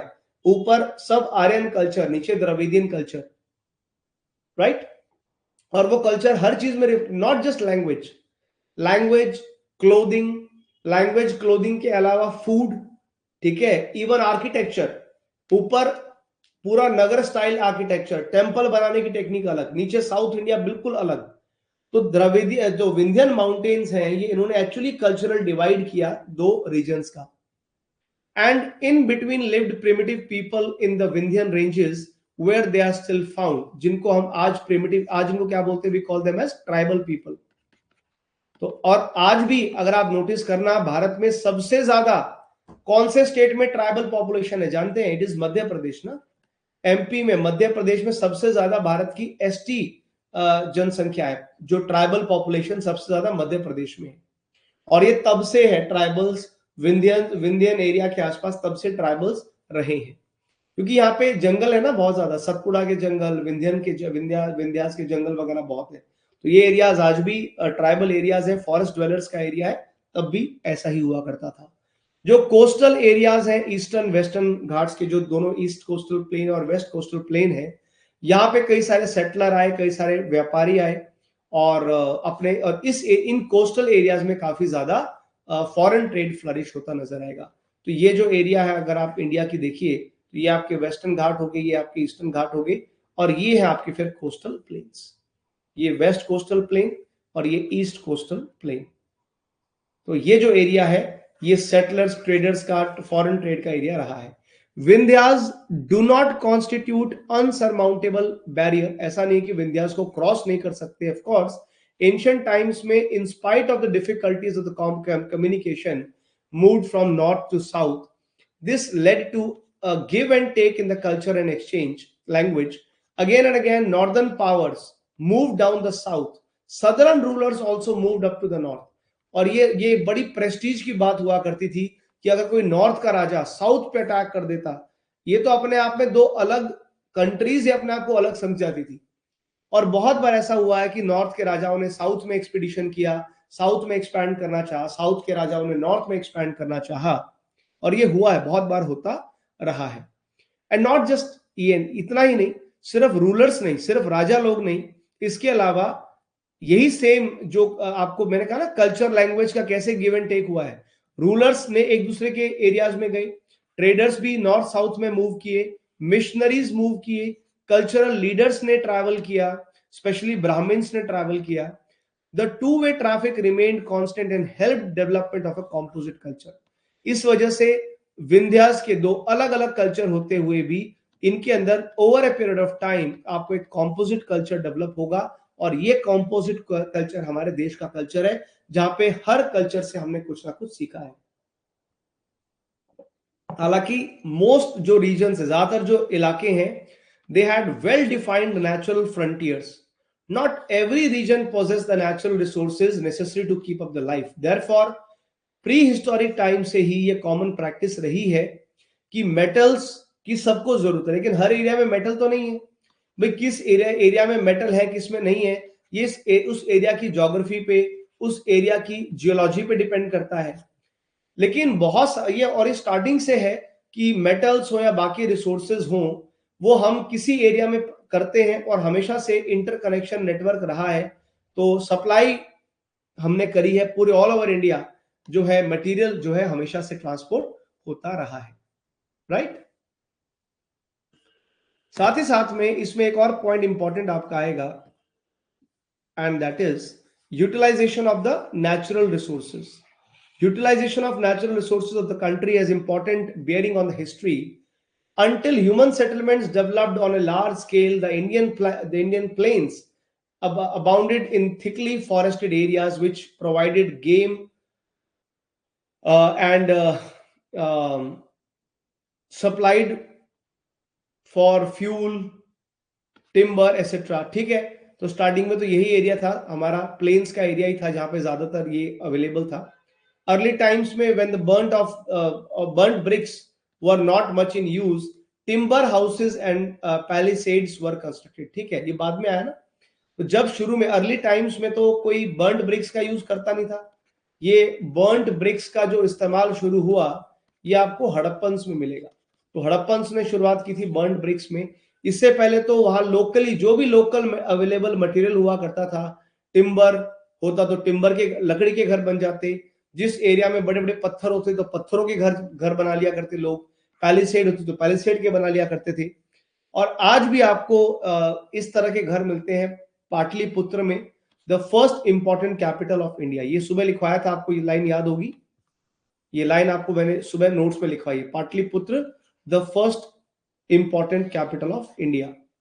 For construction and tool making, all kind of stones, including sandstones, are available in the country. जो हमारे earliest human settlements थी, they are naturally found in India in hilly areas. ये भी बड़ा क्वेश्चन है कि भाई एक बात बताओ, जो भारत में शुरुआत की जो अर्लीस्ट ह्यूमन सेटलमेंट्स थी, या तो वो नदियों के पास मिली या फिर वो हिली एरियाज में मिली। अब इंसान जो थे, इन्होंने केव शेल्टर में क्यों रहना शुरू किया, ये गुफाओं में क्यों रहते थे, रॉक शेल्टर्स में क्यों रहते थे? तो या तो ये लोग हिली एरियाज में रहना प्रेफर किया या रिवर वैलीज में, which are situated between the hills. और उसका एक बड़ा कारण है, यहां इन दोनों जगह पे आपको काफी ज्यादा लोकली मटेरियल अवेलेबल था। हिली एरियाज हो या रिवर के आसपास का एरिया हो, वहां पे अच्छा खासा आपको लोकल मटेरियल मिलता था आपकी जरूरत के लिए। आपको पत्थर मिलते थे, आपको पत्थर जरूरी थे ना।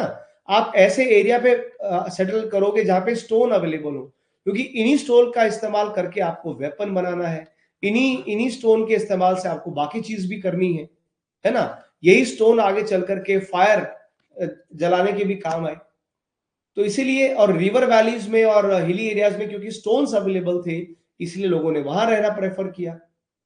और प्लेन्स, नॉर्मल प्लेन्स में इनके ऊपर अटैक का भी खतरा ज्यादा था। जो हिली एरियाज हैं या रिवर वैलीज के एरियाज हैं, या ये कंपैरेटिवली ऐसे एरिया जहां पे ज्यादा जंगली जानवर आते नहीं, ज्यादा जंगली जानवर फॉरेस्ट में रहेंगे, तो हम वहां पे नहीं बसते थे। हमें पता है वहां पे ज्यादा स्ट्रगल था, रोज फाइट होनी थी इंसानों की जानवरों की। Historical times में there were more temples and sculptures made of stone in the Deccan and South India than in plains of Northern India. और ये भी एक important star mark हो सकता है कि अर्ली टाइम्स में डेक्कन और साउथ इंडिया में ज्यादा मंदिर थे, ज्यादा स्कल्पचर्स थे as compare to north India. North India में बहुत टू मच एक्स्ट्रा टेम्पल वाला कल्चर डेवलप नहीं हुआ था, पहले साउथ में डेवलप हुआ, बाद में नॉर्थ में ये टेम्पल आर्किटेक्चर आया है। The country abounds in copper mines, Bharat में कॉपर माइनों की कोई कमी नहीं। आज सुबह भी आपको लिखवाया था कि भारत की जो रिचेस्ट कॉपर माइंस हैं, या तो आपको छोटा नागपुर प्लेट्यू में मिलेंगी, पर्टिकुलरली सिंहभूम डिस्ट्रिक्ट, और साथ में आपके हजारीबाग, ये दोनों जगह पे आपको मिलेंगी, है ना। कॉपर बेल्ट है भारत में, 130 किलोमीटर लंबी कॉपर बेल्ट है, उसमें पूरा कॉपर माइंस ही कॉपर माइंस भारत में है, उसमें सारी कॉपर माइंस आपको मिलेंगी। The earliest people who used copper implements in Bihar exhausted the copper mines of Singhbhum and Hazaribagh, and many copper tools they have, we find them. अगर आप इसको map पे जरा नोटिस करेंगे ना, एक बार मैप पे देखिए जरा, have a look please. Can you see, थोड़ा जूम कर देते हैं,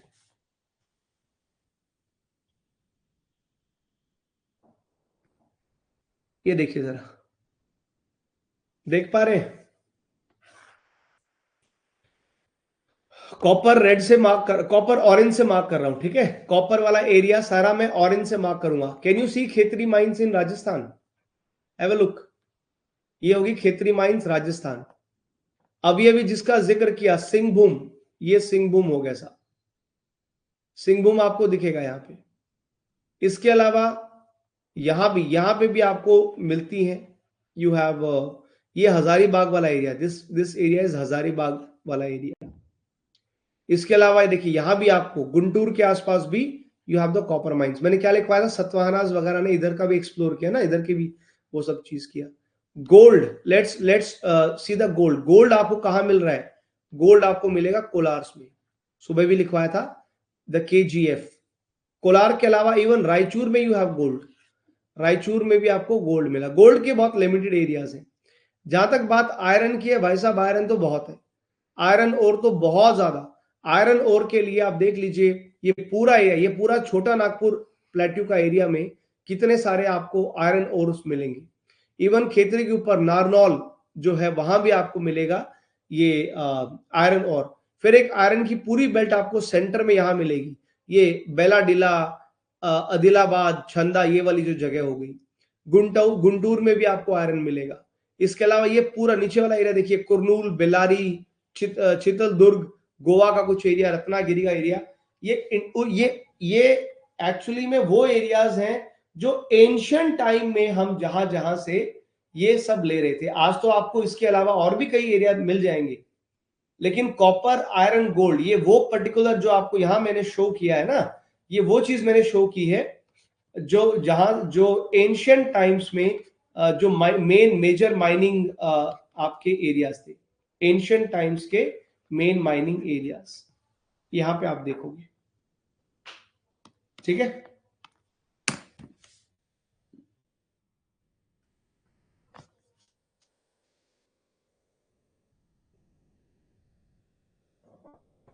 इसलिए आज भी अगर आप देखिएगा तो बहुत सारे कॉपर टूल्स, बहुत सारे कॉपर के वेपन्स, कॉपर के टूल्स आपको साउथ बिहार में दिखते हैं या मध्य प्रदेश में दिखते हैं। रिच कॉपर डिपॉजिट्स हमें खेतरी माइंस राजस्थान से भी मिले, मैंने आपको मॉर्निंग में भी लिखवाया था। And these were tapped by both pre वैदिक एंड वैदिक पीपल। जो प्री वैदिक पीपल थे और इवन वैदिक पीपल थे, उन्होंने खूब सारा कॉपर का इस्तेमाल किया, क्योंकि बाद में आगे चल करके जो लेटर वैदिक वाले लोग आए, लेटर वैदिक के टाइम आते आते तो मैंने आपको लिखवाया था सुबह, उन्होंने तो आयरन को यूज करना शुरू किया था।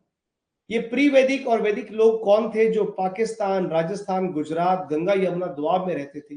बहुत सारे कॉपर जो है copper celts have been found in Khitri zone, and they seem to belong somewhere around 10,000, 1000 BC or something. Since copper was the first metal to be used, ये आपको मैंने बताया था, it is invested with great purity by Hindus। और आज भी देखिए, even today, copper is still in use in India, isn't it? And copper utensils को कितना प्योरिटी के साथ यूज करते हैं। आज भी कितने सारे रिलीजियस रिचुअल्स में आप तांबे के बर्तन का इस्तेमाल करते हैं, रिलीजियस यूटेंसिल्स का यूज करते हैं। तो कॉपर क्योंकि फर्स्ट मेटल था तो बहुत इंपॉर्टेंट रहा है सिविलाइजेशंस के लिए, इंडियंस के लिए खास तौर पे, तो इसका यूज आपको देखने को मिलता है। यहां तक का पॉइंट क्लियर हो गया? बताइए मुझे एक बार।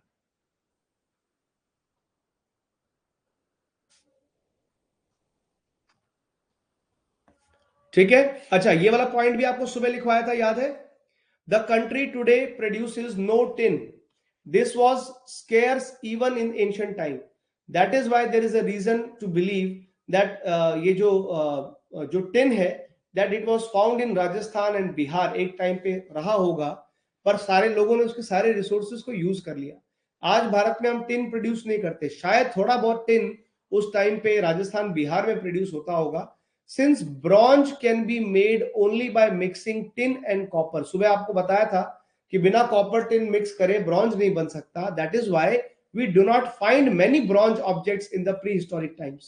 Hadappans possibly procured some of this tin from Rajasthan, but their main supply actually came from Afghanistan. थोड़ा बहुत इन्होंने राजस्थान से लिया होगा, लेकिन टिन, हड़प्पन ने जो टिन यूज किया जो उन्होंने ब्रॉन्ज बनाया ब्रॉन्ज हड़प्पन्स ने, लेकिन मैक्सिमम इंपोर्ट करके अफगानिस्तान से बनाया, and even this was limited. इसीलिए although Harappan people used bronze tools, this is absolutely important question, despite the fact Harappan people use bronze tools, their number compared with those found in West Asia, Egypt or Crete is very very small.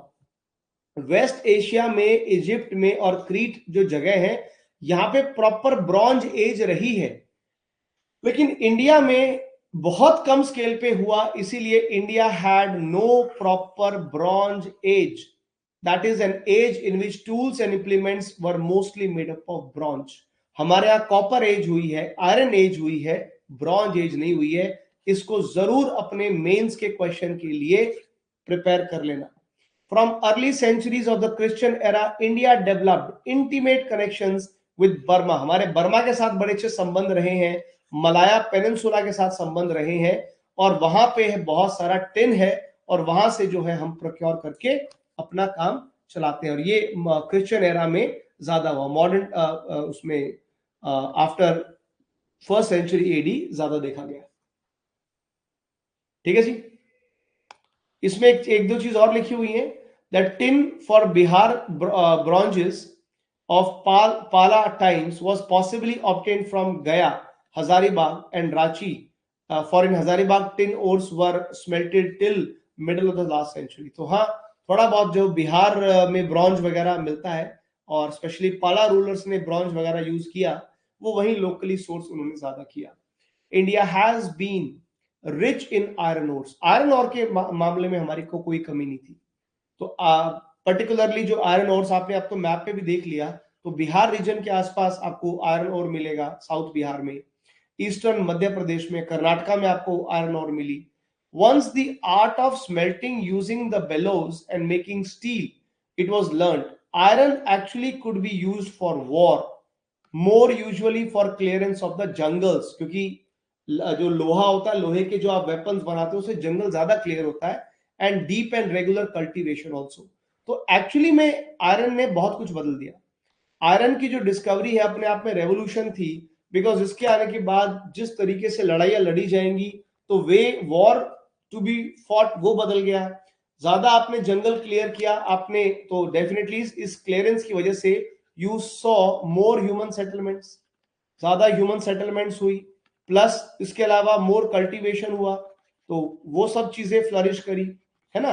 Population बढ़ी तो उसको support करने के लिए जंगल काटे गए, और cultivation के लिए भी, बिकॉज आप आयरन के टूल्स ही तो यूज करते हो, आप आयरन टूल्स का इस्तेमाल करते हो ना कल्टीवेशन के अंदर भी। So formation of the first empire in Magadh to the 6th century 4th century BC, actually it is because of the availability of iron just south of the region, क्योंकि मगध जो किंगडम थी उसके जस्ट साउथ में बहुत सारा iron available था। तो मगध का मगध बनने के कारण जो है it was the availability of the iron. Large scale पे ये लोगों ने, अच्छा इवन अवंती जिसकी कैपिटल उज्जैन, सुबह लिखवाया था मैंने, इवन अवंती के अंदर भी बहुत बड़े स्केल पे आयरन का यूज हुआ, वो भी एक इंपॉर्टेंट किंगडम बनी।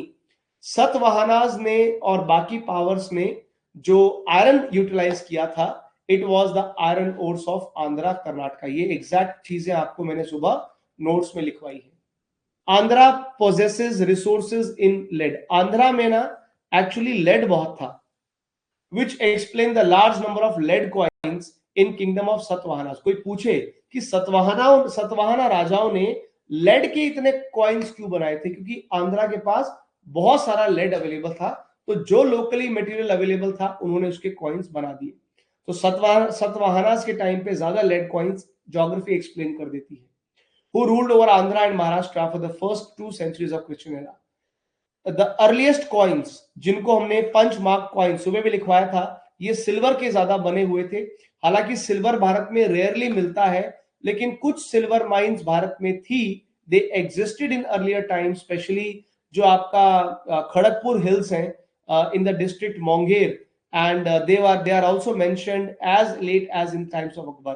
तो अकबर के टाइम तक भी in Monghyr in Kharagpur hills को माइन किया गया, इनमें माइनिंग हुई है, सिल्वर को यहां से माइन किया गया।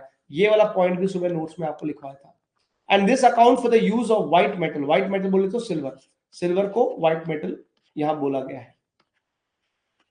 तो even earliest punch mark coins जो बिहार में मिलते हैं उसका कारण है क्योंकि यहाँ पे ये लोग बिहार, मोंगेर जो है ये बिहार में है ना। तो खड़गपुर अगर बिहार में आपको क्यों मिलते हैं सिल्वर के कॉइन्स, पंच मार्क कॉइन्स, क्योंकि बिहार के ही मोंगेर डिस्ट्रिक्ट से ये लोग सिल्वर एक्सट्रैक्ट करते थे, तो वहां के लिए लोकल अवेलेबल मटेरियल की तरह काम करता था। जहां तक बात गोल्ड की है, गोल्ड के बारे में आपको सुबह लिखवाया, gold in the Kolar gold fields of Karnataka, very early trade of gold has been found in the at a new stone age around 1800 BC in Karnataka. We have no indication of its exploitation till the beginning of 2nd century. Kolar is considered to be the earliest capital of Gangs जो dynasty थी south of Karnataka की. Much of the gold used in early times was obtained from Central Asia. Kolar के अलावा जो ज्यादातर जो सोना भारत में आ रहा था या तो वो सेंट्रल एशिया से आता था या रोमन एम्पायर से भी हम सोने को इंपोर्ट करते थे। Gold coins therefore came into regular use for the first time in 5 centuries of the Christian era, as the local resources were not sufficient to maintain the gold currency over a long time. Once supply from outside stopped, even the gold coins become rare. तो एक समय के बाद, गुप्तास के बाद आप ज्यादा gold coins नहीं देखोगे क्योंकि जब गोल्ड की सप्लाई रुकी तो गोल्ड कॉइन्स भी रेयर होते चले गए। एंशिएंट टाइम्स में India also produce a variety of precious stones including the pearls, और पर्ल्स मैंने आपको बताया था सेंट्रल, ये भी आपको सुबह नोट्स में लिखवाया था कि एंशिएंट टाइम्स में प्रेशियस स्टोन्स और पर्ल्स बड़े कीमती हुआ करते थे जो सेंट्रल एशिया से बनते थे, उड़ीसा में और साउथ इंडिया में बनते थे। जहां तक बात प्रेशियस स्टोन्स की है, ये इंपॉर्टेंट ट्रेड आइटम रहे हैं, स्पेशली जब हम व्यापार करते थे रोमन्स के साथ में, तो रोमन्स के साथ में प्रेशियस स्टोन्स का भी काफी व्यापार भारत ने किया है। तो this was all about the chapter number 2। I really enjoyed teaching this chapter. आप लोगों को मजा आया कि नहीं आया, पढ़ने में मजा आया कि नहीं आया, ये बता दो मुझे तो पढ़ाने में बहुत मजा आया भाई। आई तो really enjoyed teaching this chapter. Okay, so we are done with chapter number 2. Please quick feedback, फटाफट से, बेटी को लेके आना है, ऑलरेडी 5-6 मिनट लेट हो गए, जल्दी जल्दी बताइए please. How was the class? How was the chapter? जो हमने मॉर्निंग में नोट्स बनाए, अब आपको दोनों लेक्चर्स को अगर आप ध्यान से कंपेयर करोगे ना, अब आपको समझ में आएगा कि सर दोनों को पढ़ के अब पूरा कॉम्प्रिहेंसिव नॉलेज हमको मिल गया है। देखिए, अगर आप चाहेंगे आपको इस तरीके से पढ़ना है कि सर पहले आप समरी बता दिया करो, फिर आप चैप्टर भी पढ़ा दिया करो, पर उससे ना बहुत, ये तो चलो छोटा चैप्टर था, बड़े बड़े चैप्टर्स में ना बहुत लेंदी हो जाएगा, बहुत लेंदी हो जाएगा। तो आई थिंक जो हम क्लास नोट्स वाले अप्रोच रखते हैं वो आई थिंक हिस्ट्री में बेटर रहेगी। मैं ये कर सकता हूं आपके लिए, और आप एक काम जरूर कीजिएगा, जो हम क्लास में पढ़ा रहे हैं ना, अब आपको समझ में आया, जो क्लास नोट्स हैं उस क्लास नोट्स के बाद आपको एनसीईआरटी पढ़नी जरूरी है। तो आप भी अपने लेवल पे एनसीईआरटीज को प्लीज पढ़िए। आप मेरे क्लास के बाद अगर एनसीईआरटीज पढ़ेंगे, you will be amazed to understand, you will be amazed कि कितनी अच्छे से आपको हिस्ट्री समझ में आ रही है। इसलिए मैंने क्लास में आज आपको पढ़ाया है ये चैप्टर, ताकि आप भी रेगुलरली हर क्लास के बाद एनसीईआरटी जरूर पढ़ा करो भाई। अगर प्रॉपर फायदा उठाना है, प्रॉपर अगर यूज करना है, तो ये तरीका है इसको यूज करने का। ठीक है, अब चलिए मैं बेटी को लेके आता हूं, जरा फटाफट से भाग के लेके आता हूं, बेचारी वेट कर रही होगी। So now I will see you guys at around 3:30, 3:30 बजे मुलाकात होगी, 3:30 बजे बात करते हैं ज्योग्राफी की। ठीक है, bye bye, take care, God bless you, जय हिंद।